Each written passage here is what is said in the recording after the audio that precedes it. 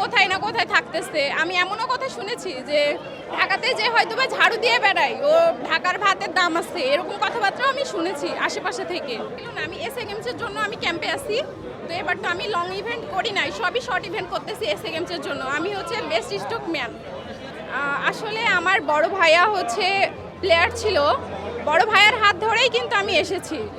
আর আমি যখন খেলাধুলাতে আসি, এসে আমি বাংলাদেশ আনসার ভিডিবিতে হচ্ছে যোগদান করি, মানে ভাতাপ্রাপ্ত হিসাবে। তো আমার কোচ কামাল হোসেন, আমিরুল, এদের মাধ্যমেই আমি এত দূরে আসতে পেরেছি।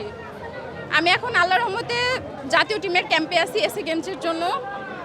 কতটা চ্যালেঞ্জ মনে হয় প্রতিবেশী বা যারা আত্মীয় স্বজন আছে তাদের? হ্যাঁ, প্রথম অনেক কটু কথা শুনেছি যে মেয়ে মানুষ হয়ে খেলাধুলায় গেছে, কোথায় না কোথায় থাকতেছে। আমি এমনও কথা শুনেছি যে ঢাকাতে যে হয়তো বা ঝাড়ু দিয়ে বেড়ায়, ও ঢাকার ভাতের দাম আছে, এরকম কথাবার্তাও আমি শুনেছি আশেপাশে থেকে, মানে আমার বাড়ির আশেপাশে।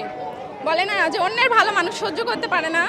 তো আমার পরিবার থেকে অনেক ফুল সাপোর্ট পেয়েছি আমি, আমার বাবা, আমার মা, আমার ভাই, মানে এভরিথিং, মানে আমার ফুল রিলেটিভ ফ্যামিলি সবাই আমাকে অনেক সাপোর্ট করেছে।